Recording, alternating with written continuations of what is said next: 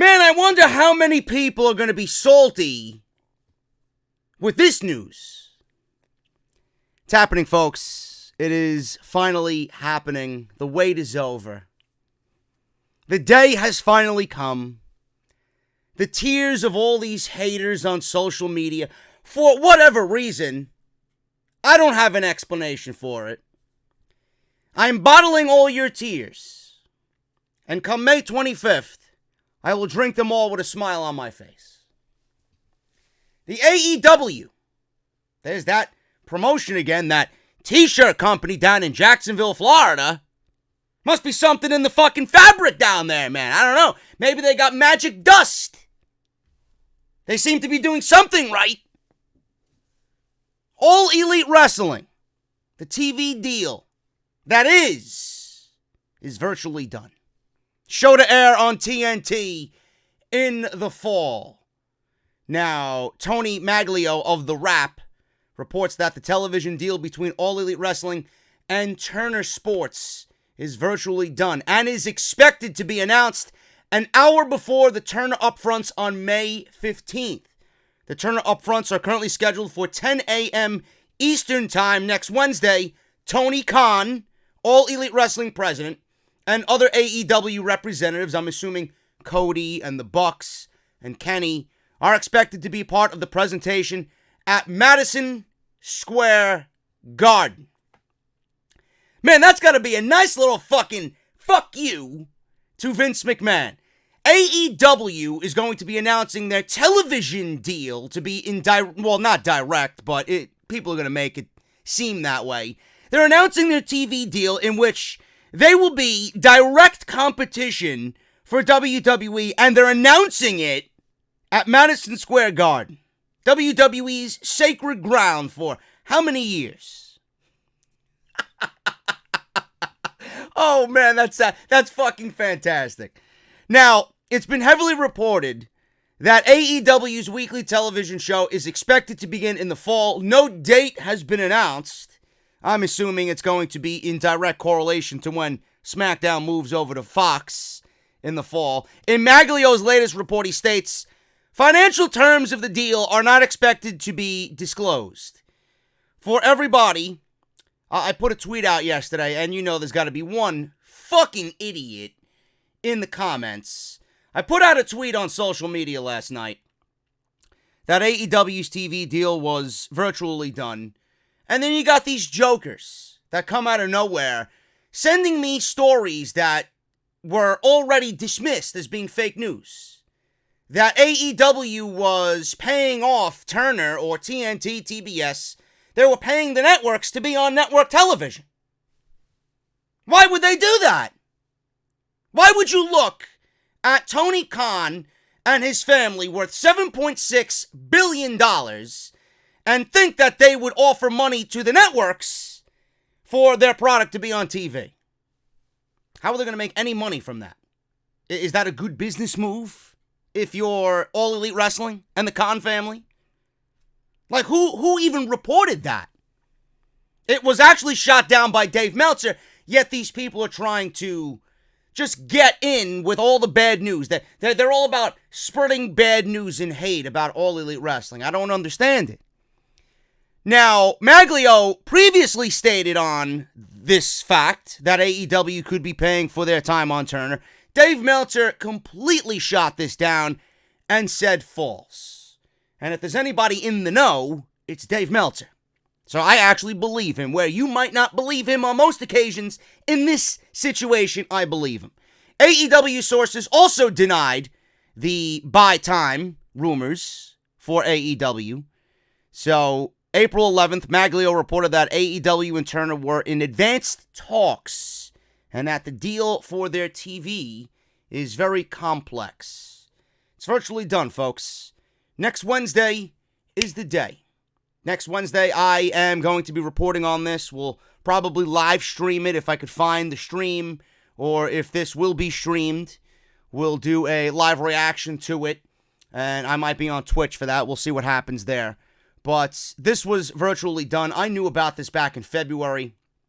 I knew where they were going. I knew what they were doing just by talking to people who I know who are in the know.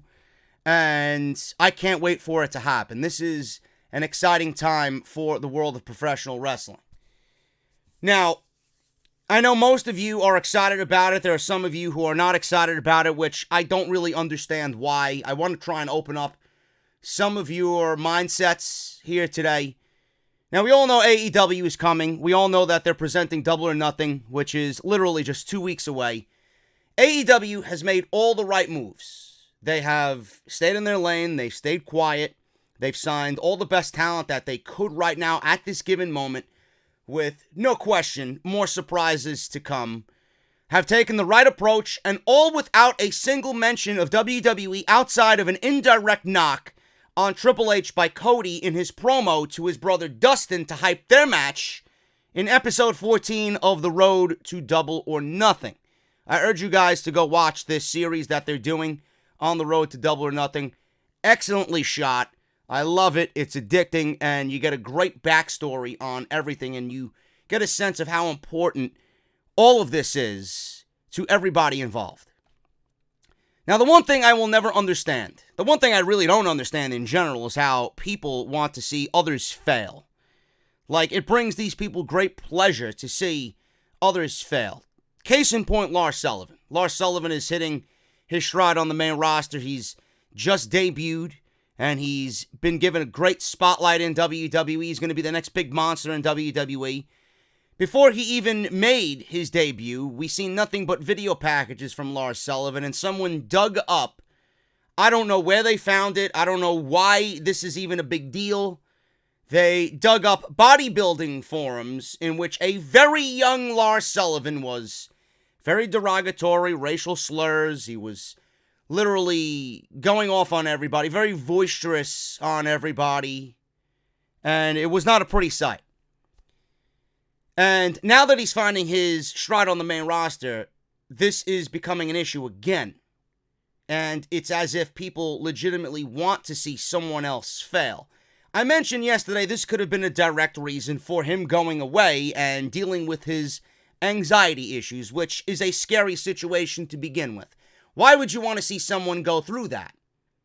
And we'll touch upon Lars Sullivan in today's podcast as well, but that's an instance and a situation where people find great pleasure in seeing someone fail, and they want to see their life miserable. I don't understand it. Now, in these last 5 months since AEW was announced, why would anyone want to see this company and group of men and women who are building this company from the ground up, why would anyone want to see these people fail when they're clearly passionate about something? Look at Chris Jericho. Chris Jericho spent his life in this business entertaining us, the fans. He's one of the greatest to have ever done it. And now that he's once again brilliantly reinvented himself and is paying, his respects to the business, he's giving back with AEW. That's what people don't understand. He's playing for the rival team. He's not playing for WWE anymore. Right now, at least for the next 3 years, he's playing for a rival team, and people seem to find a way to shit on him, making excuses that he's old, he's washed up, he's a WWE reject, and any other excuses you can find in the generic trash bin. I don't understand it. Instead of looking at it in such a way that through the years, all the years that he has entertained us, he has garnered the respect and love from the fans, he's using that to help build something he truly believes in. With Jericho's name value, he's using that to build something from the ground up. And if you can't respect that coming from that man, I don't really think you respect Jericho or professional wrestling. Look at Kenny Omega, the Young Bucks, and Cody Rhodes. Cody was welcomed into the Elite because of his background, his family background, but ultimately, he proved he belonged not because simply of who he was and who his father was, but because of his hard work, dedication, and passion for this business. And they had a similarity that was shared between all four of them. It's easy to sit down with a Tripl H and sign your life away to millions upon millions in WWE. But where is the fun in that? Where is the challenge in that? With all that they've given up and all the horror stories you read about and we talk about weekly right here on the podcast coming out of Stamford, Connecticut, do you really wish that fate upon all four of these men? Really? Do you want to see them grow or become like everyone else that walked through those doors in recent memory? How many stars have WWE taken from the indies and made into their shining beacon of hope? None. It will never happen because nobody is bigger than WWE, and they make a statement every single time that nobody will ever be bigger than the WWE, whether it's direct or indirect. They would have taken all that the elite have worked for and worked hard at and killed it like they killed everything else. Do you really expect passionate wrestling entrepreneurs like the elite to squander all of their beliefs to the writing desk of a reality TV idiot who doesn't know the first thing about this sport? Put yourself in their shoes. After all the hard work that they did to break boundaries and stand out in a world where WWE is king, would you risk it all for that? Or would you take a chance on yourself? People ask me, JD, why are you so into All Elite Wrestling? Why are you covering All Elite Wrestling? They aren't even a legit promotion yet. Or, JD, why do you wear the hoodie? Or why do you wear AEW merchandise? This is a simple question to answer. In the Elite, in the Bucks, in Kenny, in Cody, and in All Elite Wrestling, I find similarities. I find similarities with myself. The one thing I admire is their passion and dedication to what they are doing and what they are building. I did the same thing. I was passionate about pro wrestling, but I had no idea how I wanted to translate that into what I do now with Off the Script and on to you guys, my audience. I build everything from the ground up. When I first started, I had nothing. I built everything from the ground up, everything I have from nothing. Everything I've given myself from zero, with little help, and professionally, I am the happiest I have ever been. With my growth and my passion and my dedication, that attitude is seen by other people who are like-minded like I am. And with that attitude that I have and these connections that I make, I meet friends and acquaintances in the community that have similarities between all of us.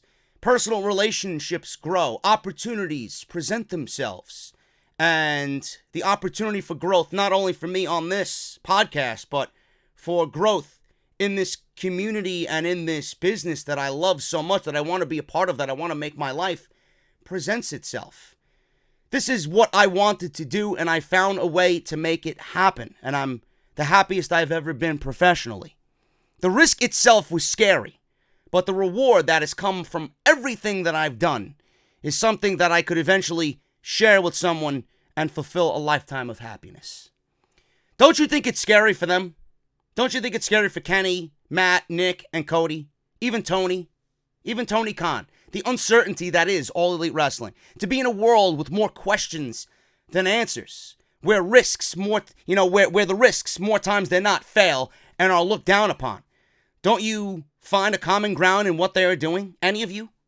Do any of you find a common ground in what they're doing? Seeing men and women be a part of something brand new, seeing the elite stand at the starting line with All Elite Wrestling is not only exciting, but in some way, it hits home.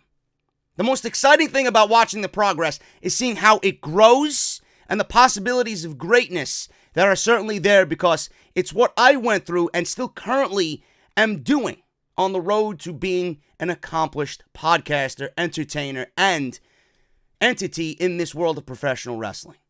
I feel like a little part of what AEW is ours as well. Not only is it a little part of ours, but as the foundation continues to grow, they are building what could ultimately be a safe haven for those who seem lost at sea in this evil world called professional wrestling. How many of your favorites right now sit idle in another promotion? WWE. Oh, Stanford, yeah. WWE. How many people sit idle, wasting their talents away? Simply sit there collecting paychecks because WWE doesn't want them to go to a competitor. How many of them have had this overwhelming sense of complacency just fall over them, and they just get comfortable, and there's no get up and go, there's no motivation? How do you think that talent feels? How do you think that talent feels laying in bed at night, wishing he or she could do more with the skills that they have and put the years and years of struggle to even get where they are to good use? Do you want that for them, or do you want them to have another option that will not only make a very good living for themselves, doing what they love, but will also be an outlet for their creativity and be somewhere that the people around them will respect them and what they have done for this business. What about WWE itself? Everybody's talking about, AEW, t-shirt company, this and that, blah, blah, blah. What about WWE itself? For the last 20 years, the WWE has been a machine that gets worse and worse every single year, with this year possibly being, and I said this about 2018, and I don't know how they managed to top themselves this year. 2019 already, we're not even 6 months in, we're not even halfway through the year, and this year, 2019, is the worst creatively they have ever been. They have monopolized the wrestling business to kill every threat that is around them. And what has that done for WWE? It's done more harm than good. If they are the only game in town, how do you expect them to continue to innovate? They were once the innovator. Now, they're just borrowing and stealing and mimicking everything else on the indies. They're taking talent from the indies that they have no business signing to contracts, and they have all this talent that they don't know what to do with. How do you expect WWE to continue to push the envelope? WCW, during the Monday Night Wars, pushed WWE to be better in every way possible, and the competition between the two brought wrestling to mainstream attention. Wrestling was cool. AEW, without really pushing to be that, will be, in fact, WWE's direct competition here in the United States. And for one, that is a great thing. We all know WWE is struggling right now, but why is that? Have you ever asked yourself why that is? The hater watching me right now, have you ever really opened up and be honest with yourself that WWE is struggling right now? Have you ever asked yourself why they might be struggling? On top of what I say here, truth just bombs every week. You know what I think about the WWE, but why are they struggling right now? Because there is no reason for them to be better. There's no reason for them to be better. They are so stuck on how much money they're making. They could put on whatever they want when it comes to Raw and SmackDown, and their revenue continues to grow. Their stock continues to rise. If someone else came into their yard offering you something better, offering you something that you are not currently getting from WWE, why would anyone think that is a bad thing? Take Starbucks and Dunkin' Donuts, for example. If Dunkin' Donuts was not around, why would Starbucks feel the need to continue to evolve and innovate? You wouldn't see any new food or drink items on the menu. You wouldn't see them trying to break that monotonous way they go about presenting coffee. Instead, you get more options, more flavors, new drink experiments, new seasonal-only flavors. They are more on their toes when it comes to their product because of direct competition from Dunkin' Donuts. The hype that everyone thinks is merely just that, hype, is slowly starting to come to life. It's real, it's serious, and it's a great thing for pro wrestling. AEW's impending TV deal is a great day for the world of professional wrestling because it signifies change. It signifies hope, and it signifies WWE may be getting their heads out of their asses, hopefully, and start to create professional wrestling once again. Because I don't know what the fuck they're presenting right now. We all know they could be better, and we all know they have the talent to do so. Instead of shitting on AEW for being only a clothing line with a cool logo and a t-shirt company that hasn't had a single show yet, how about we embrace what all this really means?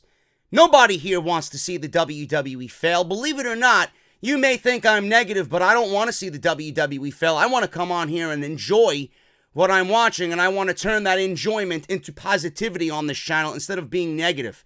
Nobody would assemble a roster like AEW has with intentions to fail. Nobody would merely get into this game called pro wrestling because it's cool or simply to use it as a hobby. This is not a backyard promotion. This is the real deal. They just want pro wrestling back to where it was when we first initially fell in love with it. The sport that we all fell in love with as children growing up. And for that, they have my support because right now, it's more needed than ever before. I felt like I needed to get this out because a lot of people continue to shit on me about supporting AEW, and they turn the other cheek when people hear AEW. It's real. It's happening. Next week is the day. Double or Nothing the week after that is their first event. I support everything that they're doing because I know exactly what they're feeling, and I know exactly how it feels to be a startup company or a startup brand with more questions than answers. And I firmly support what they're doing. And man, I was talking about this with a few people last week. They picked, I don't know if it's by coincidence or if it's just sheer fucking luck, they've picked the right time to start AEW and bring it into the mainstream, because right now, they could potentially be the one company in the United States that all eyes are on, seeing that WWE is suffering so badly right now. All the money in the world cannot save WWE at this point. I said yesterday, all we want as fans, when we were children, we wanted to believe. As fans now, as adults, all we want is to be creatively satisfied. Where WWE is not presenting creative television, AEW is going to pick up that ball, and they're going to generate interest based off creative professional wrestling. And that's all we want as a fan base. I don't know what else to tell you guys. So let me know what you think about that. This is Off the Script 273, part number 2. We got a lot of AEW news. I got some major WWE news mixed in as well. So don't go anywhere, man. We'll hit the introduction. We'll be right back right here on part 2 this weekend of Off the Script.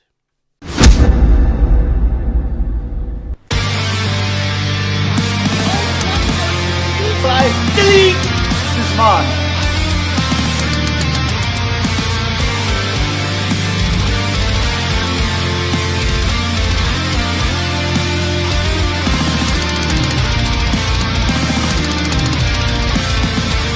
Alive with me.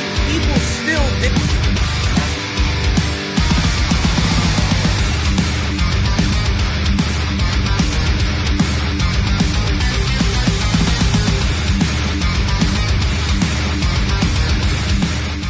What is going on, guys? Thank you so much for joining me here on Off the Script. This is episode 273, part number 2 for your Saturday, May 11th, 2019. We got a lot to get into today. We already talked about the TV deal for All Elite Wrestling, show to air on TNT in the fall, rumored to be Tuesday Night Dynamite.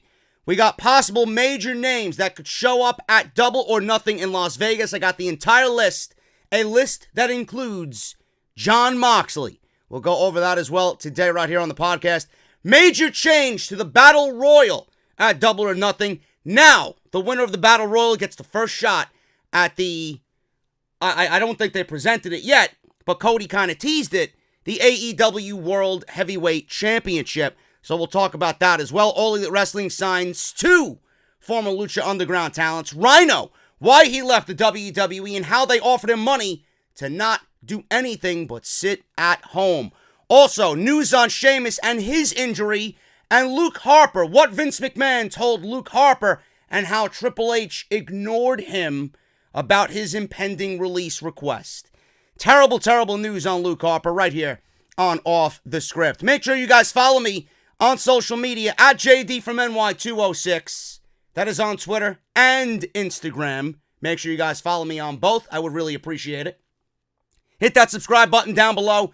Turn on that bell for all notifications. We are 700 away from the goal of 110,000 before Double or Nothing, man. Make sure you guys sign up.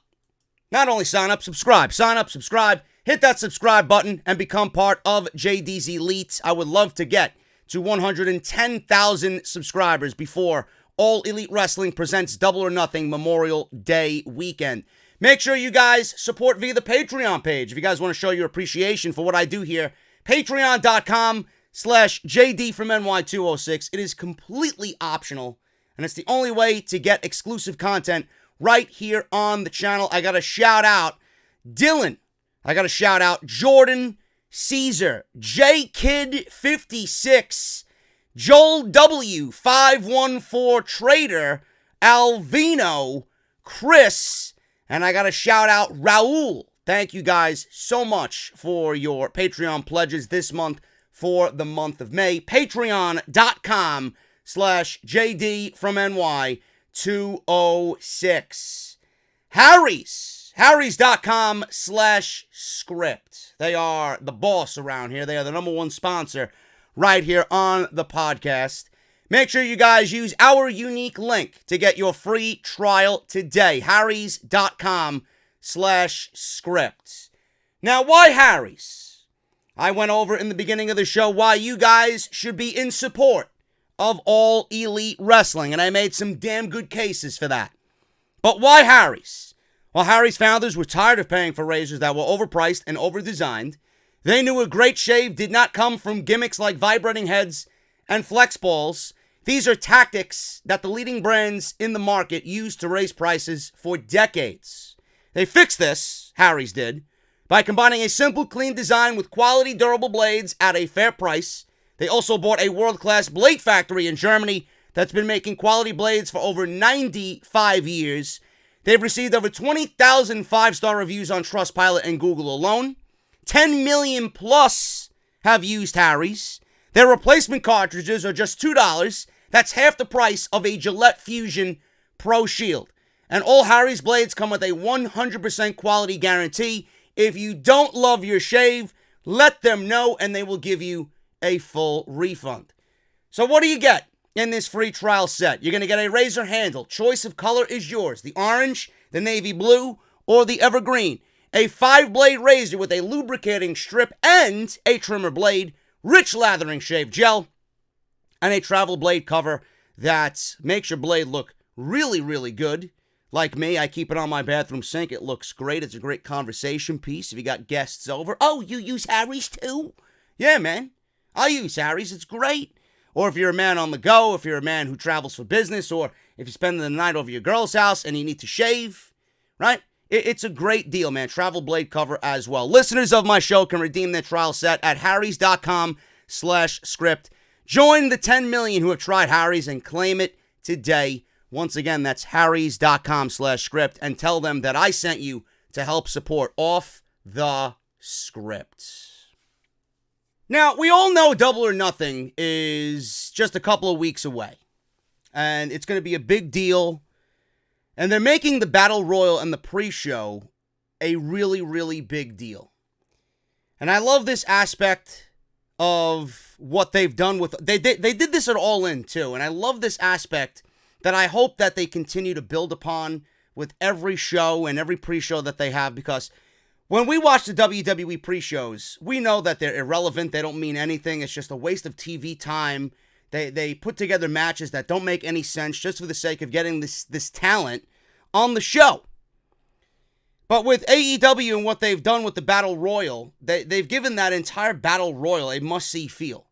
Because the winner of that Battle Royal, the Casino Royale Battle Royal, and I don't know who's going to be in it, but the winner of this Battle Royal is going to get a shot at the AEW World Heavyweight Championship that we don't even know right now if it exists, A, B, what it even is going to look like. But I love the fact that they're making the pre-show such a big deal, and I remember it All In when I was in the crowd. I was there with Matt from Wrestle Rumble, and I sat right behind him, and I think him and I collectively said that the Battle Royal was probably one of the best things of the entire night. It was the most fun that I think I've had watching a pre-show in forever.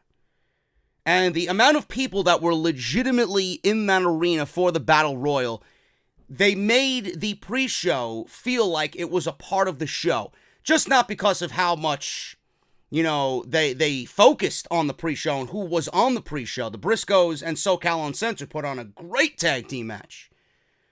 But the amount of people that legitimately did not want to miss any aspect of that show. When you watch the Double or Nothing pre-show, you're going to see a packed house. You're going to see people who have come to watch professional wrestling. You're going to come to see, you're going to watch people on pay-per-view that legitimately care about every little aspect of the show. And that, to me, is such a big deal. It really is. So for the Battle Royal, this is the list of names that they have right now. I don't know. I don't really see a world champion outside of maybe one in this list. And this one that I think could be a possible world champion is really stretching it. But I love what he does. You got Joey Janela, who, I don't really see as a world champion. Brian Pillman Jr., possible. I don't think so. MJF. MJF is in the Battle Royal. I could definitely see MJF winning the Battle Royal. But, again, like I said, I feel like that's a stretch. Ace Romero, Sonny Kiss, Kip Saban, Brandon Cutler, Glacier, and then Sunny Days. I don't know who that is. Never heard of them. But that is all that has been announced right now. Now, the Battle Royal has a definite different feel than regular Battle Royals. Certainly much different than the over-the-budget Battle Royal, where everybody was just trotted out to the ring and they were in the Battle Royal.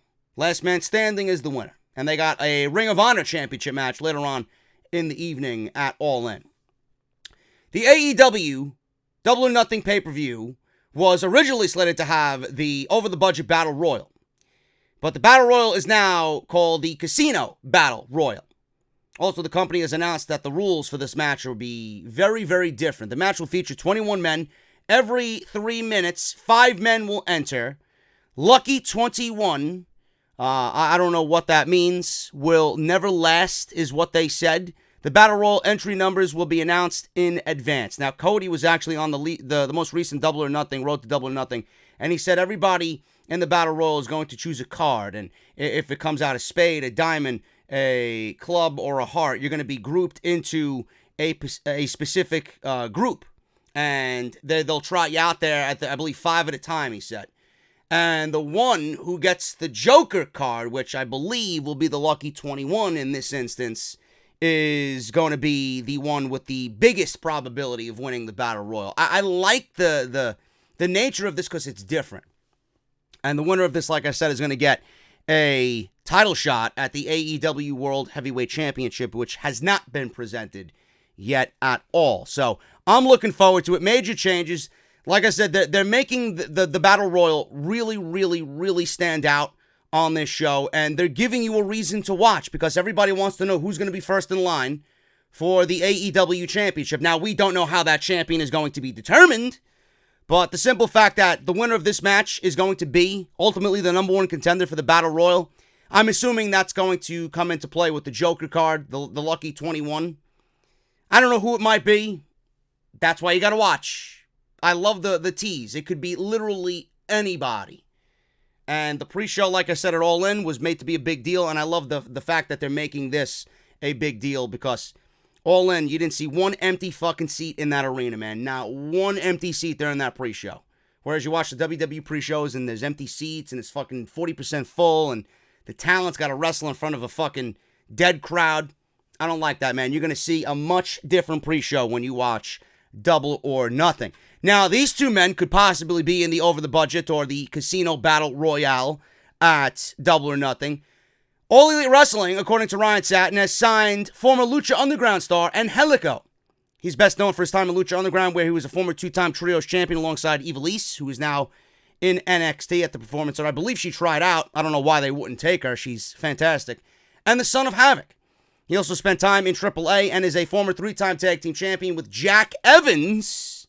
He parted ways with Lucha Underground in April 2018. According to Satin's report, WWE expressed great interest in Angelico as well, but did not get into a bidding war with AEW. Speaking of Jack Evans just recently signed with AEW as well, so both of them could possibly be in the Casino Battle Royale.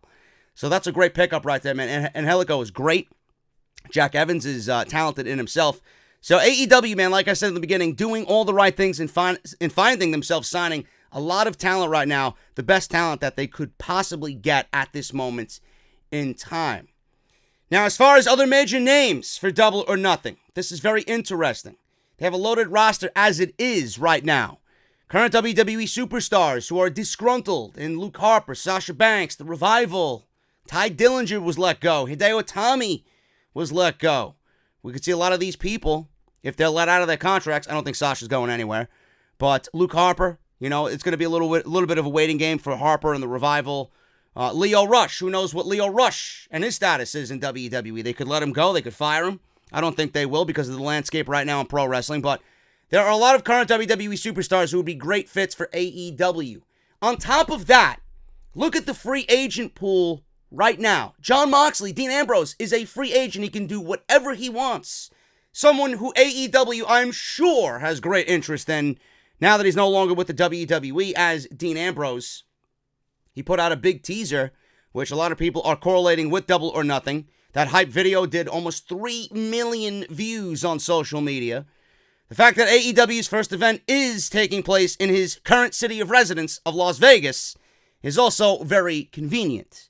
Yo, Dean, come on over, bro. We got you. Moxley did just sign on to act in his first film about cage fighting. Therefore, it was reported by Wrestling Observer that he probably won't start working in the indies until the project is finished. I don't know how likely that is, but we'll see. Come Double or Nothing, I'm sure there will be a spot on that show waiting for him if he does want it. Ty Dillinger left WWE, and he immediately had AEW rumors swirling around him.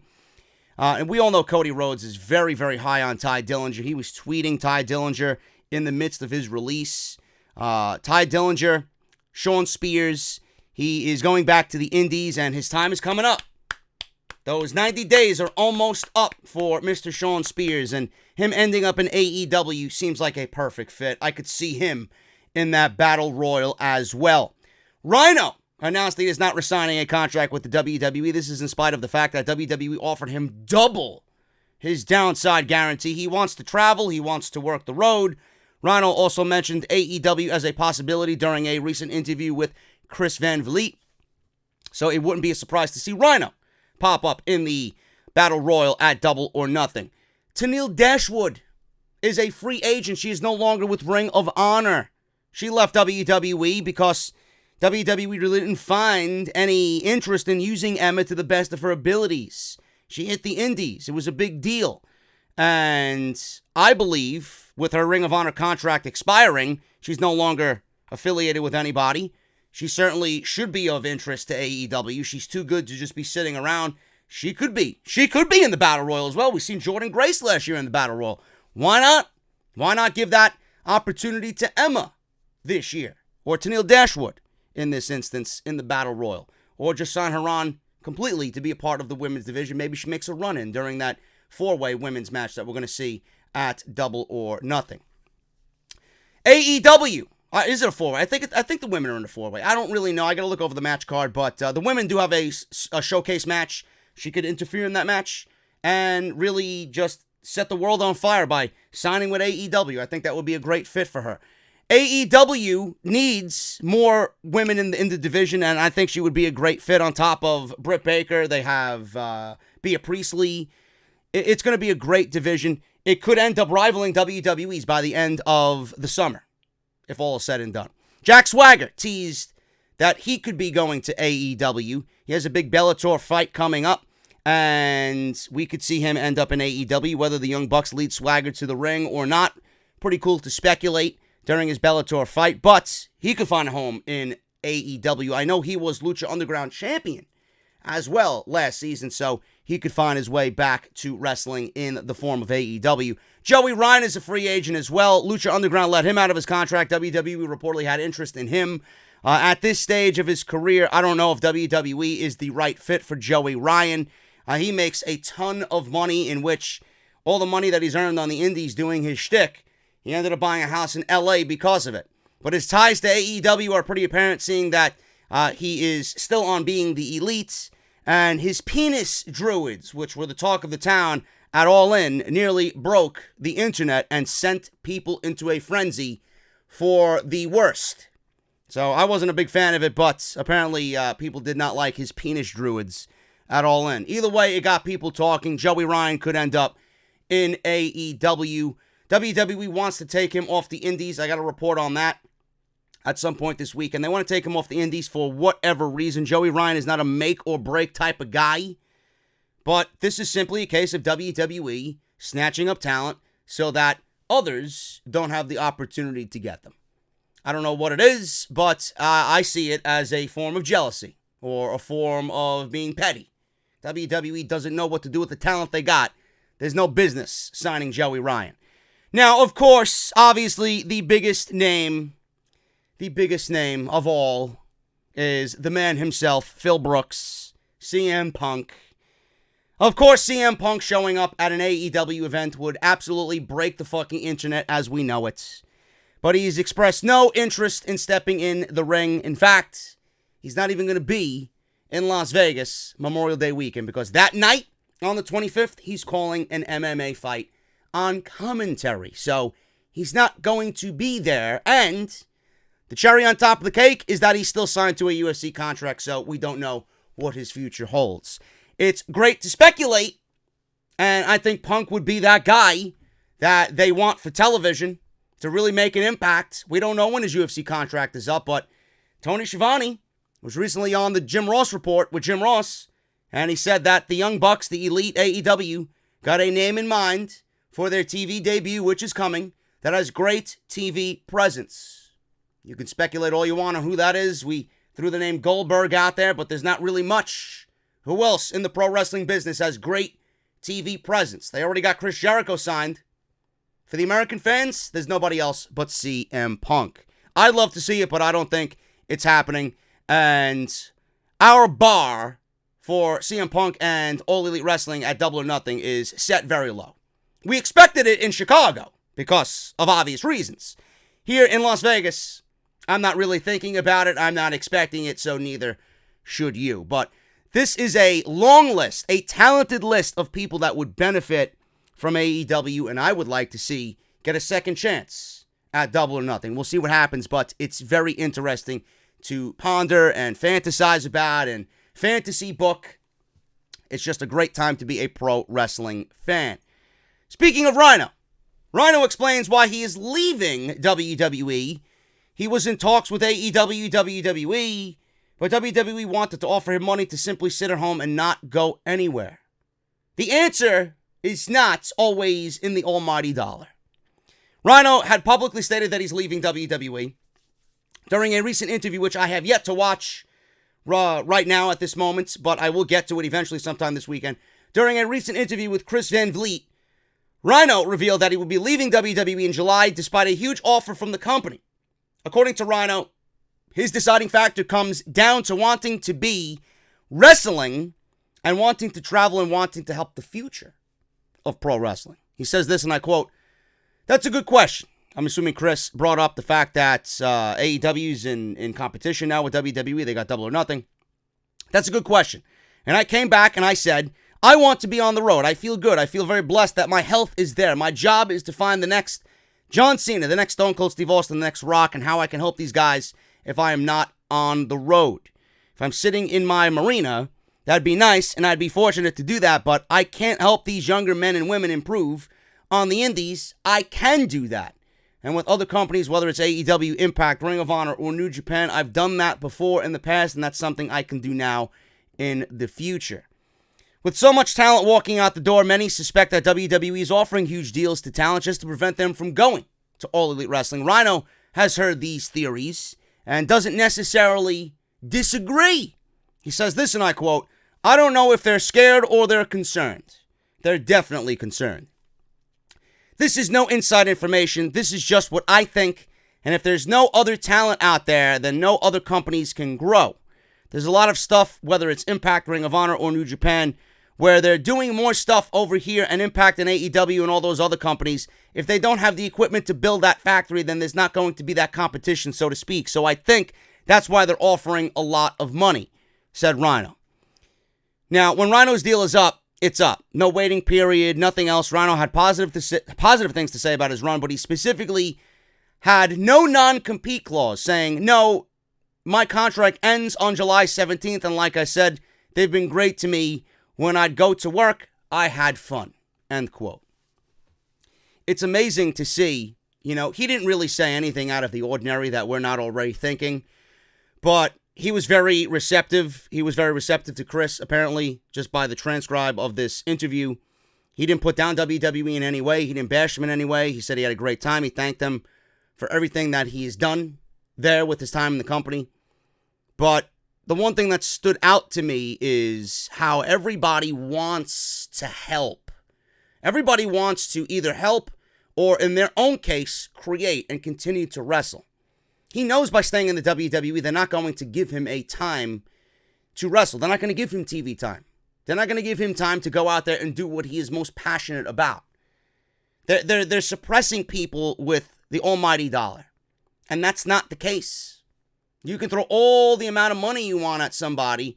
It's not going to make them happy. What Rhino and people like Rhino find to be the biggest plus in their life is creating.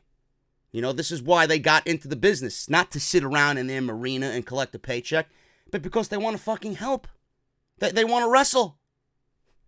What does it say about WWE if they're offering Rhino all this types of money to not go and lend his talents and his knowledge to another company like AEW? You know, Jim Ross recently stated publicly that WWE has a mid-card guy that is not on TV. We can speculate all we want who that is. That they have a mid-card guy right now who's not on TV that they offered $500,000 to just simply sit at home and collect a paycheck. Now, you could piece the puzzle together and figure out that it could be Rhino. Could be Rhino. Maybe he's just now expressing that they did offer him this types of money to sit at home and he doesn't want it. He declined it. WWE has Dolph Ziggler sitting around not doing anything. Is he the guy that Jim Ross is talking about? Dolph Ziggler going to an AEW would be huge.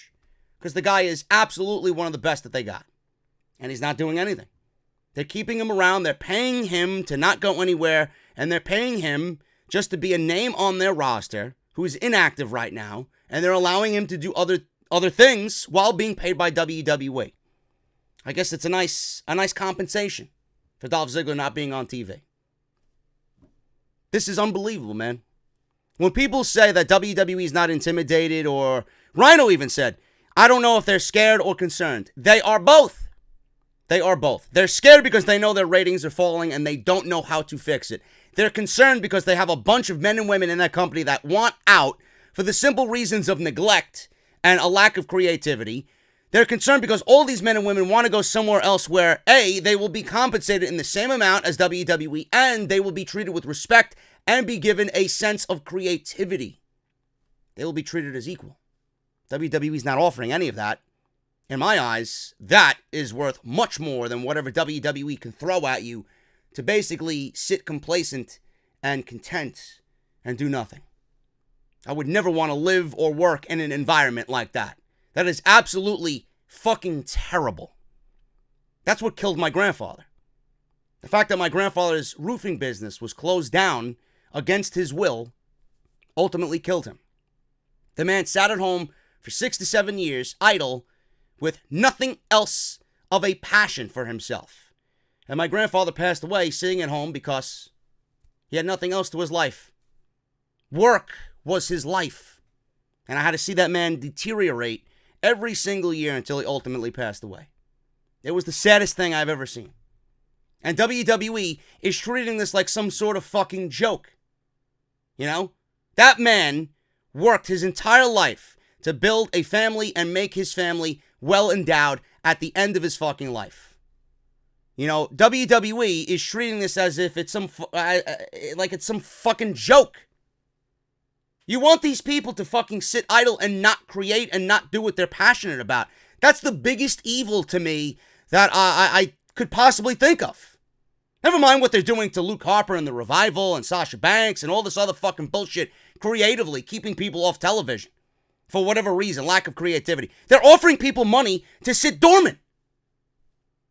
That is the worst fucking punishment you could possibly ever go through. Why would you want to do that to yourself? This company's fucking ridiculous, man. I'm glad Rhino's leaving. I am glad Rhino is leaving WWE. They weren't using him. Why do you find Rhino to be of value now? Because he's a free agent? Oh, we don't want your knowledge and your talent to go anywhere else. Well, if you thought he was talented and knowledgeable, you'd keep him and give him a fucking role on TV.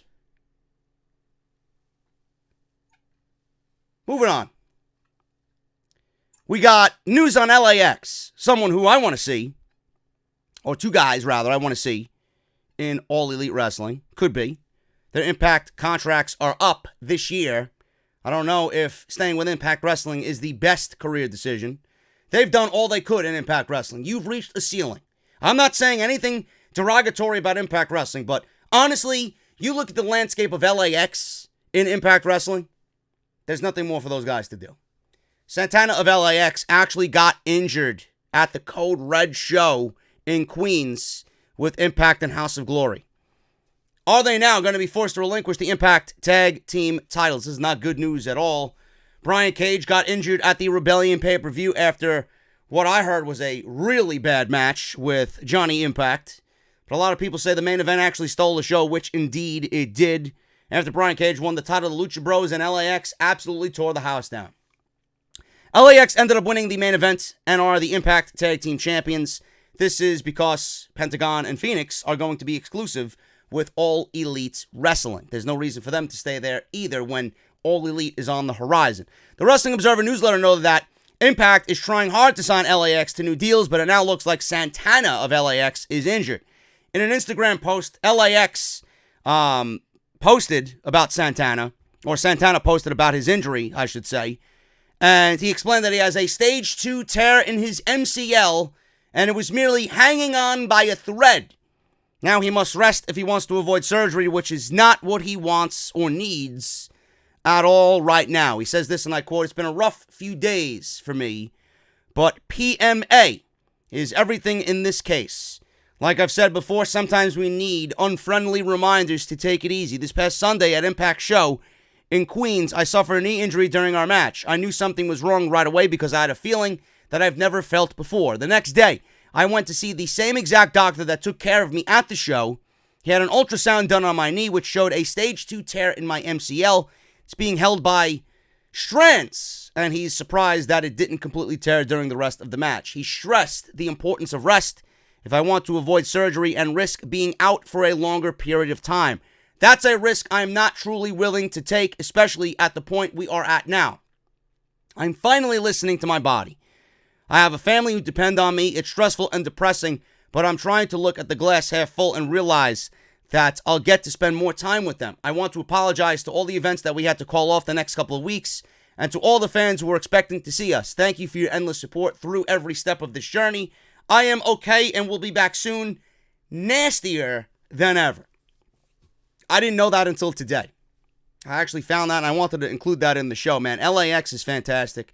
I love both guys. Santana and Ortiz are the definition of tag team wrestling. And I've had the pleasure of calling their matches for the last 2 years in House of Glory. And when you say tag team wrestling is dead, I laugh at you. Tag team wrestling is not dead. It may be dead in WWE, but when LAX is on a show, tag team wrestling is at the forefront. Tag team wrestling is in the main event. This is why I think leaving Impact Wrestling would be better off for them. There's not many teams left in Impact Wrestling to go toe-to-toe with LAX. They set the bar there. Now they're above the bar. Now they need to go somewhere else and show them, or show any other company, show themselves that there is more than just Impact Wrestling. Matches with the Bucks, matches with the Lucha Bros in All Elite Wrestling to continue what the fuck they've done. You know, the Best Friends, SoCal Uncensored. It's going to be a great thing. And when the Revival come on over to AEW, you're going to have the Revival over there. You're going to have Gallows and Anderson. Man, is tag team wrestling going to be a fucking beast in AEW. Now, I don't know what their plans are. They might very well stay with Impact Wrestling just out of loyalty, which is respectable in itself. I don't know. But as far as a career perspective and what I see personally, I think that they're much better off going somewhere else. They'll make a lot more money. They'll challenge themselves, and they'll really have the hashtag of greatest tag team in the world, because you'll be around the best in the business, and you'll have every opportunity to make that even bigger than it is right now. So I hope he gets better. I know he was recently announced to the next House of Glory show as well, which I am really upset about, but his health, first and foremost, is most important. If we don't have LAX on the show, I'm sure we'll come up with another tag team match. We got plenty of tag teams that we would love to feature on the show that I'd love to get into the spotlight. So we'll see what happens. But I hope he gets better, and I'm glad right now it looks like he might not need surgery. Man, you better rest up. Just stay at home with your family, relax. You've done so much in this year alone. I think they wrestled like 17 times during WrestleMania weekend alone. That is a risk that I don't know many would even dare to take. But pushing yourself that hard, man, you could see why he got hurt. But he loves this business. He has all this fucking passion for pro wrestling. He loves his family so much. He wants to take care of his family at the same time. You got to sometimes just take a step back and think about yourself, man. I hope he gets better, and I hope this is not worse than it really sounds. So Stage 2 MCL tear. He'll be back. He says nastier than ever. I'm looking forward to it, as always, with Santana and Ortiz of LAX. Make sure you guys go and support JD's Elite, man. JD's Elite, bonfire.com. The best-selling t-shirt right here as far as Off the Script goes. Become one of my Elite members. Link is down below in this description if you guys want to go get your t-shirt. I got to shout out a few people who've bought t-shirts, man, in the last week, and hopefully more to come. Erwin Mohammed Abu. No, it's Mohammed K. But thank you, Mohammed. Daniel Victor, Shelly, Shannon, Tony, William, Jacques, Alvino, and Buddy. Thank you so much, guys. Go and get your t-shirt today. Bonfire.com. The #1 selling t-shirt right here on Off the Script, and one of the best-selling t-shirts in all of the YWC. The exclusive home of JD's Elite. Bonfire.com. You know, I find it funny how I hear from a lot of people that, oh, AEW is not competition. Oh, WWE is not scared of a t-shirt company. Really now? I want you guys to look at this instance and tell me if they're not scared. Tony Storm and, Tony Storm. The thoughts of Tony Storm, man. Beautiful. But Tony Storm and Bea Priestley, they were supposed to have a match. And apparently, WWE forces a match between both to be canceled. I wonder why. Now, Tony Storm defeated Rhea Ripley at the first NXT UK TakeOver event in January 2019 to capture the NXT UK Women's Championship. Tony Storm still competes on the independent scene and was recently booked by the Stardom promotion for a match in Japan with another immensely talented female competitor who is also going to be one of the faces of the AEW women's division, Bea Priestley.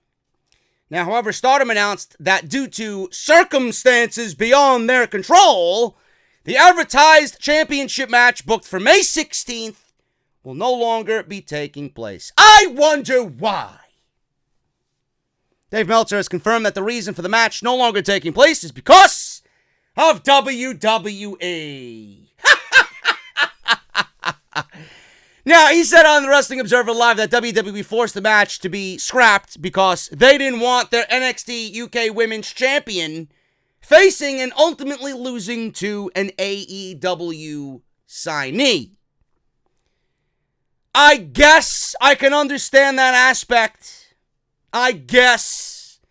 And I honestly think that Tony Storm being the NXT UK Women's Champion, I want to believe that has more to do with it than anything, because at that point I could agree with WWE. Now, if Tony Storm wasn't the champion, I don't see a problem with it. But I guarantee you that if she wasn't the champion and this match was still going on as planned, that WWE still would have canceled the match.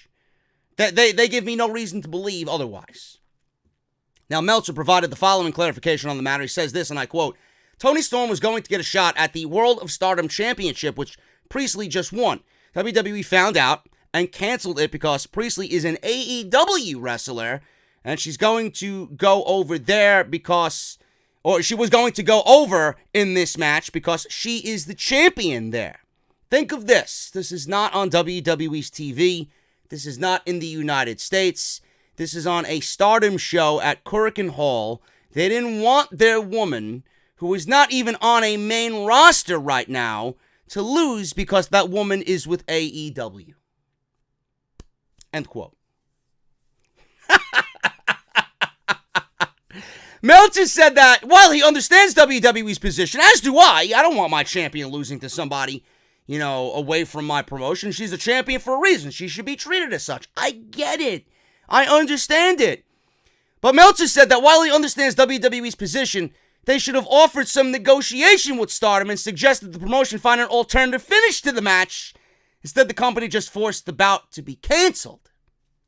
Which Meltzer is right. He says this, and I quote, okay, I'm not even saying they're wrong. I'm not even saying it's petty, because if I was WWE, given that Tony Storm is the UK champion, I would probably say, hey, I want to protect my champion. I don't want her losing. I agree. But I would say, can we work out a draw? Can we work on the finish so where both look strong? And then Stardom would have the ability to make that decision. They did not give Stardom even the ability to work on a new finish. It was like, no, she can't wrestle Bea, so we can't work out a draw.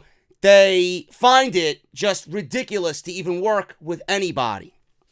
So they had to change the entire match itself. End quote.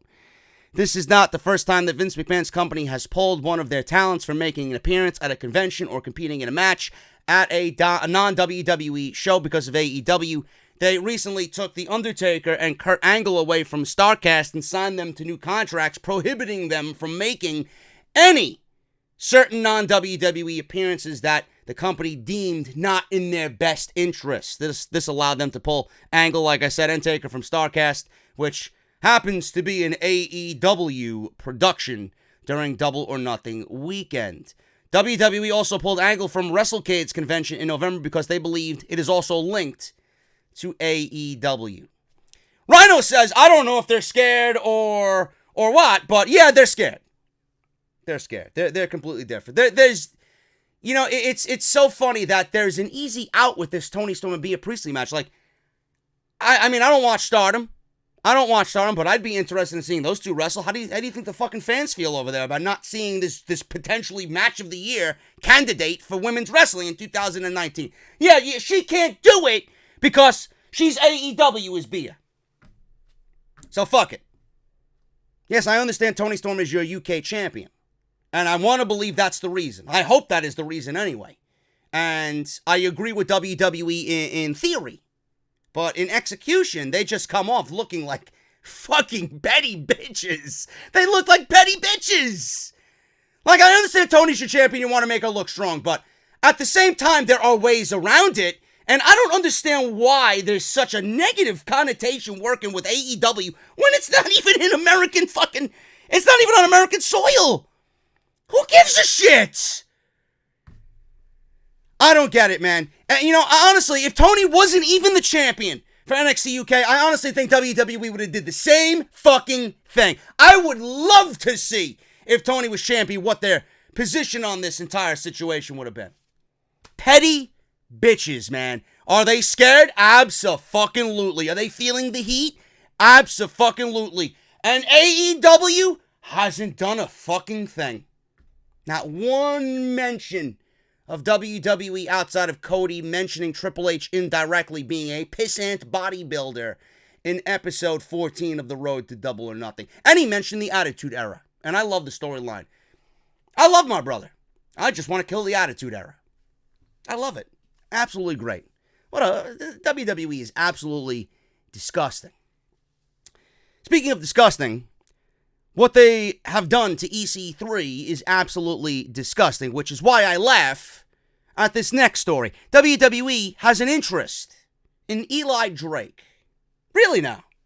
For what? For what? So that you can embarrass him and put him in a fucking porta potty? So Braun Strowman can push that over? WWE's interest in Eli Drake being fired, after being fired from Impact Wrestling. Well, he's no longer with Impact Wrestling. The company cut ties with him. There were several issues, and he already informed the company that he would not be re-signing with them when his contract was up, so they fired him. They fired him. You talk about petty. Jesus fucking Christ. Now, Impact Wrestling is trying to hold Eli Drake to a breach of contract claim. I don't know where the breach of contract came in. His contract was up. He told them that he told them that he wasn't re-signing with them, and then boom. I don't know how that's a breach of contract. Unless Drake wants to fight this, it could seem like a year-long no-compete clause, meaning he can't sign anywhere else until 2020. Now, Sean Ross Sapp was asked about WWE's interest in Eli Drake during a recent installment of Fightful Select's Q&A. WWE is apparently interested, but Drake has some issues with his Impact Wrestling contract that he needs to address first. I quote from Mr. Sapp, "No interest until he completely gets out of his Impact deal, but yeah, there's been interest on WWE's behalf. They really like how he can, and I say they, some really like how he can talk." End quote. Why are you interested in Eli Drake? I don't know. Look at what you did with EC3. Do you see WWE doing anything differently with Eli Drake? If anything, he goes to NXT, and he stays in NXT. And even at that point, I don't know if he's fully going to be embraced by WWE management because of his ties with Impact Wrestling. I don't know. WWE, I am sticking to my guns on this. WWE is not pushing EC3 for the simple fact of he was there in WWE. He wanted out. They fired him, or I don't know how he was released. If he was released, if they fired him, I don't know. I don't know. Or if his contract was up, if he left on his own accord, I don't know. But he went somewhere else. He went to create the EC3 character. He was a world champion. He was a main event guy in TNA. WWE looked at that and said, why didn't he do that over here? It's a two-way street, WWE. You're to blame because you didn't see anything in Mr. Derek Bateman. And Derek Bateman, he didn't want to be Derek Bateman. He didn't want to do what you were giving him to do. So he wanted to go reinvent himself. I find a huge respect in that. Go and reinvent yourself and make yourself into a main event guy. So he makes himself into a main event guy. He comes back to the WWE. They realize who he was and where he was at the beginning. That he left to go do bigger and better things without WWE. And they punish him for that. What do you think they'll do to an Eli Drake? Oh, you're a main event guy over there. You got to be fucking humbled. If you're coming into the WWE, you can't be a major guy somewhere else and then come into the WWE and expect to pick up where you last left off. You're going to be humbled, buried for about 3 years, and then maybe we'll come back and revisit you. And at that point, who the fuck is Eli Drake? Just like EC3. Who the fuck is EC3? Why the fuck did you even call him up? Your plan to call him up should have been to make him into a major star. Instead, you call him up to bury him because of who he was in Impact Wrestling and who he is now in WWE, and you don't like what he did. Then WWE wants to know why they don't have any major stars, why they haven't had a major star breakout on the main roster. Look at what you're doing to talent. You let your ego and your fucking petty ways and your bullshit blind you from what you really have. Eli Drake, I would hope Eli Drake never steps foot in the WWE. That would be god-awful. Career move? I think it's a career killer. Fucking Eli Drake and fuck him going to WWE. His talents are better off somewhere else. I was never a big Eli Drake fan outside of his microphone skills anyway. I'm sure somebody else, a Ring of Honor or AEW or anybody really, would find his talents to be much better off for them than WWE. WWE would scoop him up for the simple fact that he doesn't go anywhere else, and they'll bury him. Company's fucking ridiculous. Sheamus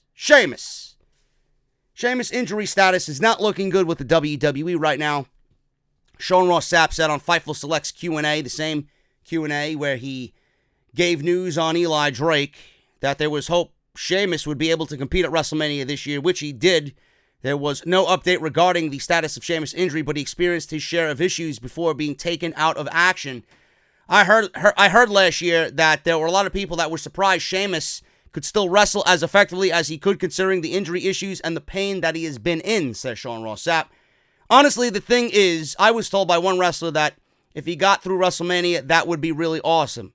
Not as if they were hoping that, or the company was hoping that, but the wrestler personally was hoping that Sheamus could get through this WrestleMania, and he did, and that was about it. No update yet, but man, with a bad neck and then you get a concussion on top of that, that's not hot, says Mr. Sapp. End quote.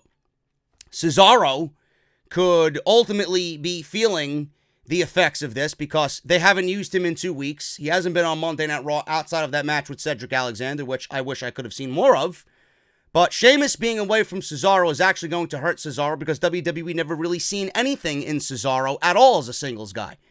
I don't know what it is. Apparently Sheamus being out, now moves Cesaro to Monday Night Raw, and Cesaro was always looked at as a guy that Vince looked at and thought that he could never grab the brass ring or he can't connect with the audience. I find that very difficult to believe because I remember clear as fucking day that Cesaro and Jack Swagger connected with the audience and you didn't go all the way with that tag team. They connected with the audience in an organic way, and what did you do? You split them up. So Vince McMahon, bullshit, again rearing its ugly head, he just doesn't know. He doesn't get it. It's not his job to get it. It's our job to get it. We got it then, and we didn't get Cesaro and Jack Swagger at that point building on what they've had, on what they had then, which ultimately could have made Cesaro an even bigger superstar than he is now. Not saying that Cesaro and Sheamus and the way that they came to be was bad. I thought it was one of the better things that they did. Best of 7 series, they realized, we're both even. Why don't we join forces and see what we could do together? It's a simple story. A simple story, a simple pro wrestling story that played out for the best for both guys. Now look at Cesaro. Right back to being irrelevant because Sheamus is not hurt. Sheamus is hurt. And Sheamus is not there. I don't know, man. I don't know. First of all, I wish Sheamus a speedy recovery. But in a WWE right now that needs tag teams, I think the bar coming back would be great. I think it would benefit both guys. If Sheamus comes back, there's no way he's doing a singles thing. There's no way they're going to push him as a singles guy. Cesaro, you clearly see it now. They're not pushing him as a singles guy. They need each other. They really need each other.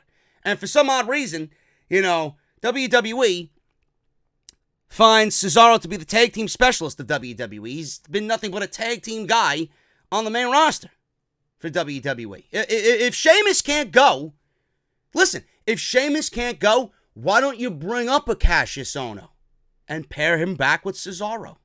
I think that would be great.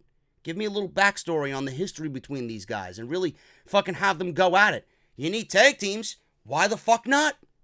Why the fuck not? Do you know what type of damage those two could do in a tag team division if they combine forces? Cassius Ohno's not making the main roster on his own. They got no use for him. His use in WWE is going to be because of this. When he's done getting other guys over, he's going to be a coach and a mentor down at the PC because of his brain. But if you want him, and if he wants to continue wrestling, a run with Cesaro on the main roster would be fantastic. But I'm talking out my ass. WWE doesn't give a fuck about tag team wrestling, so everything I say here is nothing more than a fucking waste of my breath. Speaking of a waste of breath, Luke Harper clearly wasted his breath in asking for a WWE release. WWE is giving Luke Harper the runaround in his WWE release request. Harper requested his WWE release weeks ago, and he made a very public statement detailing his reasons. He's 39 years old. He wants to wrestle. WWE won't let him go. Things are not getting better for him in that regard. Instead of allowing Harper to leave the company, WWE is tacking on more time to his contract to make up for the months he missed while out of action with a wrist injury. He would like to change that, but it doesn't look like that is going to happen. The Wrestling Observer noted that the WWE has no plans to book Harper again at this point, as he has been given no future bookings. Harper asked Vince McMahon if he would let him out of his contract when it is supposed to be up in November, but McMahon gave Harper an answer that he did not want to hear.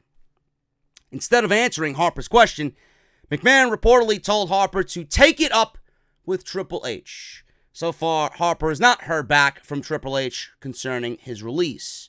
Harper will likely be out of WWE and will be able to work somewhere else when his contract is up, and that is not going to happen until after WrestleMania in 2020, but it doesn't seem like the company's going to let him go or even plan to use him for the remainder of his contract. That is absolutely fucking demoralizing, man. Do you know how... Man, I don't even want to know what Luke Harper is thinking at this moment. Yeah, he's getting paid, but what good is it? What good is it? It's like WWE is telling you, we'll pay you, but we don't respect your talents, we don't respect your ability and what you have to offer. We don't give a fuck. We just don't, we don't want you here, but we're going to keep you here, to keep you away from everybody else. I mean, that is just fucking absolutely demoralizing. How could you do that as a human being? How could you do that to somebody else? How could you see someone fucking suffer? And it's common logic. If you don't have plans to use him, clearly you don't appreciate and respect the talent that is Luke Harper. So if you don't have any use for him and you don't have any plans for him, let the fucking guy go. Vince McMahon turned it over to Tripl H. I hope Tripl H sits down and talks to Mr. Brody Lee. And I hope Luke Harper sits there and listens to Tripl H and somehow Luke Harper's back in NXT. They did it with Alexander Wolf. They did it with Killian Dane. Why not Luke Harper? Why not Luke Harper? In a day and age where Monday Night Raw and SmackDown Live are pulling from NXT, when you got disgruntled talent like this, why don't you take that talent that you got no fucking plans with? If Vince has no fucking plans for him, hand him over to Tripl H and let Tripl H mold him into something. Not only will that get him doing what he wants to do, wrestle, but it would lift his spirits. It would make him a lot happier. And who the fuck knows? Who the fuck knows? You may end up getting him to sign a new deal, and you might reinvent himself, or he might reinvent himself. You guys might help him reinvent himself to a point where he's looked a little bit differently on the main roster. Maybe we can use him. Maybe he gets an upper card spot on Monday Night Raw or SmackDown Live. I don't understand this. They deem someone, we got no plans for you, fuck him. Without doing anything to try and bring that talent out of him. Fuck him, let him stay home. If you have no plans for him, let him go. There's no, what was the quote? No future bookings. So let him go. What's the big deal? That is so, I feel for Luke Harper, man. That is so fucking sad. And WWE contracts right now, if you're hurt, they're adding shit on top of your contracts. WWE superstars are afraid to speak up because they don't want time added to their contracts. They want out, and now they're afraid to speak up because of what WWE did to make an example out of Luke Harper and everybody else that asked for their release publicly. Now, Sean Ross Sapp explained some of the backstage perception behind these recent situations during Fightful Select's Q&A. He said that as childish and vindictive as it might be for WWE to do this, it seems to be harboring a new attitude backstage with superstars who want to leave the company. He says, and I quote, "Everyone likes Harper. That's the thing, and everyone likes the Revival too, and their work ethic." So, I mean, yeah, it's very childish and vindictive, and how people are getting a little less likely to speak up because they don't want time tacked onto their existing deals. Now, here's the thing. Somebody who's afraid for their job security should pretend that they want out and get that time tacked on. That's strategy, man. That's the strategy. But yeah, a lot of unhappiness and a lot of people talking about, quite frankly, the balls on the Revival to pass up collectively $1 million a year. End quote. WWE doesn't want to let superstars leave right now. And I gave you the reason of they don't want the perception of WWE to be looked at as the place where people don't want to work, or, people come here and then they're unhappy and then they want out immediately. They want to present WWE as the end destination. Come and fulfill all your dreams in pro wrestling. Be with the WWE, make the most money, and let your creativity expand. It's not like that. It's not like that. A lot of people in that locker room want out and are now being forced to remain quiet because of WWE's vindictive fucking bullshit. Adding time on top of contracts. Dash Wilder had 2 months added on top of his contract. It's 2 months, but 2 months nonetheless. Added on top of his contract for a broken jaw. Scott Dawson was out with a shoulder injury. He was out 4 months. Don't you think WWE is going to add? They're playing them like a fucking guitar riff. These guys. They know what's coming. WWE is going to drop it at the worst fucking time. If they did it to Dash, no question they're not going to let Scott Dawson walk out. Come on, man. WWE is so... God, why the fuck would you want to go there? Why? It is literally the unhappiest place to work from what I read.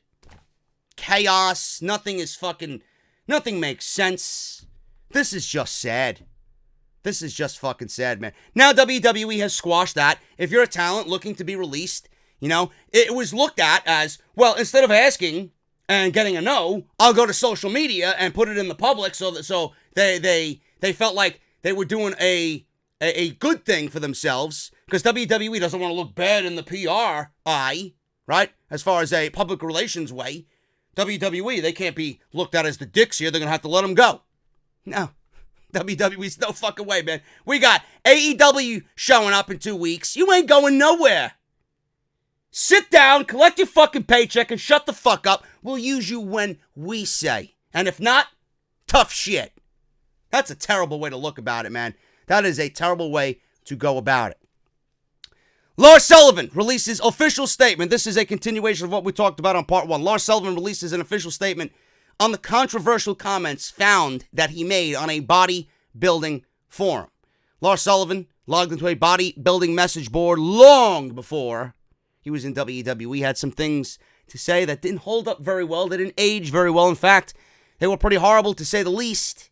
These statements went viral again this week because he's on TV and people just want to see people fucking fail and they want to ruin people's lives because their lives are fucking ruined and are failures in their own life. But now Sullivan is addressing it as himself and as a WWE character. Dylan Miley has released an official statement on the matter where he apologized for what he said. Now, he says this, and I quote, "There is no excuse for the inappropriate remarks I made years ago. They do not reflect my personal beliefs nor who I am today, and I apologize to anyone I offended." End quote. There's no heat on Lars Sullivan from WWE, and they still have big things planned for his character. There was also no heat on Sullivan months ago when these forums were raised and brought to the public limelight. So if there was no heat then, there's not going to be any heat now. He hasn't said anything outside of what he said years ago. So WWE is hoping that this situation blows over and people forget about it, which is a risk because if this is still ongoing, which it will be, the more he's on TV, the more people are going to just make this a big deal. Is Fox going to have anything to say about it? Is NBC Universal going to have anything to say about it? And if they do, is WWE at that point going to do something about it? I don't know. It's a very sticky situation. But I said it yesterday, this is a situation where Lars Sullivan, Dylan Miley said this shit. I guarantee you he did not even, I would assume, I don't even know if he realized that he wanted to be a pro wrestler. I don't think he envisioned himself wanting to be in the WWE. Maybe he had thoughts of it. I don't know what was going on in his head at that point. But I didn't know a Dylan Miley. I didn't know a Lars Sullivan. Neither did you. So he said this thing, or these things, he said this shit in a very immature time in his life. We've all done stupid, immature shit. We've all said stupid shit. Don't kid yourself. But where Hogan is vilified, or Terry Bollea is vilified, I don't think we should hold Lars Sullivan in the same light as Terry Bollea. I didn't welcome Lars Sullivan into my fucking home, into my life, into my childhood. This was Dylan Miley. I didn't know a fucking Dylan Miley fucking 10 years ago, 15, whatever. I didn't know who the fuck he was. He said it during an immature time. He's a better person now. He regrets what he did. So why don't we just give him the benefit of the doubt and let him do what he's got to do to make his life better? Why do we have to immediately bring up old shit to ruin a guy's fucking life? We welcomed Hogan into our life, and Terry Bollea ruined the Hogan character for everybody based off what he said. I didn't welcome Lars Sullivan. Lars Sullivan wasn't a part of my childhood. This is not a Hogan situation. Where Hogan said the shit he did, or Bollea. One and the same. He ruined the Hogan character for everybody. People who I know personally don't look at Hogan in the same light anymore. And these are the biggest Hulk Hogan marks that I know. Give me a break. Give the guy the benefit of the doubt. I don't understand why people are just so bent on fucking ruining somebody's life. Let the guy do what he's got to do. Who gives a shit? Really? He apologized and everybody forgave him. The shit that he said about Stephanie McMahon, forgiven. Shit that he said about people on the active roster, forgiven. He knows. So why do we have to drag this through the fucking mud more and more and more? Shut the fuck up. Seriously. It's not that big of a deal. Moving on. Got one more story here. WWE's fucked up, man. We all know that. But WWE, there was a report that WWE had people on the roster, active roster, turn over their social media passwords. Now, WWE responded to this report and said that WWE superstars do not have to turn over their social media passwords. Much has been made lately about WWE talent being required to turn over their social media information and login information upon joining the company. It was recently reported by Mike Johnson, PW Insider, that was the case, as he mentioned it on a recent PW Insider audio. He says this, and I quote, "I do believe that WWE has the right to control Twitter accounts. When you sign there, you're told to give your passwords over to the digital media department, and you're told not to give your password to anyone else. It's possible that anything that pops up there in terms of pushing storylines have been pushed through by the digital media department, says Johnson. End quote. Now, Ryan Reeves, Ryback, confirmed that this was the case. At least it pertained to him, and he shared his experience. Ryback left the company 3 years ago, and if that was the case, then it's changed along the way. Fightful reached out to wrestlers across Raw, SmackDown, NXT, and NXT UK, and in each case, we're told that WWE has never requested that they turn over social media logins. The talent questioned have been signed to the company for a varying amount of times, which is worth noting. As it turns out, Ryback, when he was with the company, apparently this was the deal. Fightful confirmed Ryback was sent a cease and desist that requested his Snapchat, Instagram, and Twitter that were all of the WWE intellectual property. Ryback has been transferred to WWE. They also requested that they turn over his website, feedmemore.com. This, however, is not the case for WWE talent. WWE responded to Fightful saying, "We do not ask talent for their passwords, nor do we own their social media domains.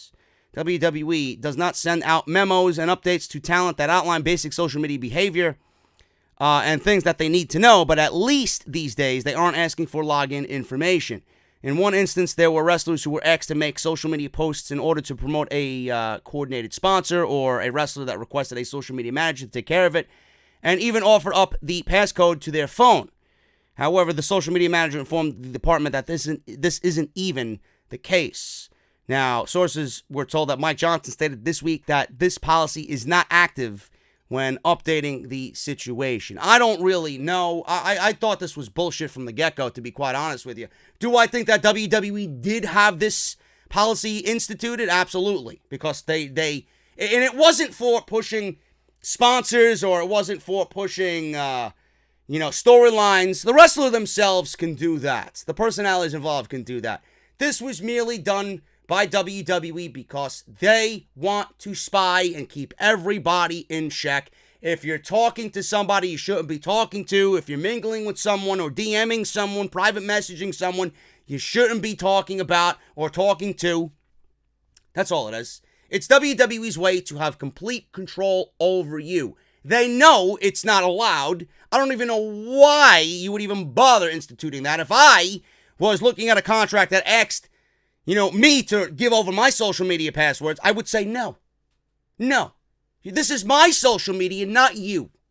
It's WWE's way to fucking control everything and have their hands in literally everything. They want to spy on you, no question. And the fact that WWE had to come out and say this, they're just covering their ass and saying, no, we never asked for this. Meanwhile, Ryback said that this was definitely the case when he was there. WWE, man. The things that I read every single week about this company, man, they just open my eyes more and more and more. And I don't know anybody who would want to work for the WWE in any capacity. Yeah, the money's there, but will you ultimately be happy? Are you going to be a better version of yourself when you leave there? No. I feel like WWE right now, man, AEW cannot come fast enough. I really, really, really wish the best for All Elite Wrestling. Just hearing everything that I do about WWE on a weekly basis, I can't wait to see how another company goes about presenting pro wrestling. Thank you guys so very much, man. I'm getting out of here. It's a long weekend. It really is. I got a lot of news. I'll be back on Sunday with part 3. I got a ton of Becky Lynch news. Yes, I know you might not be a fan of Becky Lynch, but we got a ton of Becky Lynch news, a ton of Money in the Bank news, so stick with me for part 3, man. Follow me on social media, at JD from NY206, both on Twitter and Instagram. Hit that subscribe button down below. Turn on that bell for all notifications. Patreon.com/JD from NY206. And if you guys missed any of my videos this past week, man, Raw, SmackDown, NXT, Off the Script Extra, and part 1 of Off the Script yesterday, where we talked about Fox and NBC Universal wanting the brand split to come to an end, and how the wild card rule is nothing but an illogical mess. Make sure you guys check all that stuff out. Link is in the annotation that you see right in the top right corner. That little eye, drop it down, and everything you need will be right there, man. Thank you guys so very much. Hit that thumbs up, hit that subscribe button. I'll be back tomorrow for sure for part 3 of Off the Script. Don't go anywhere. We got more to come this weekend, and I'll see you guys on Sunday.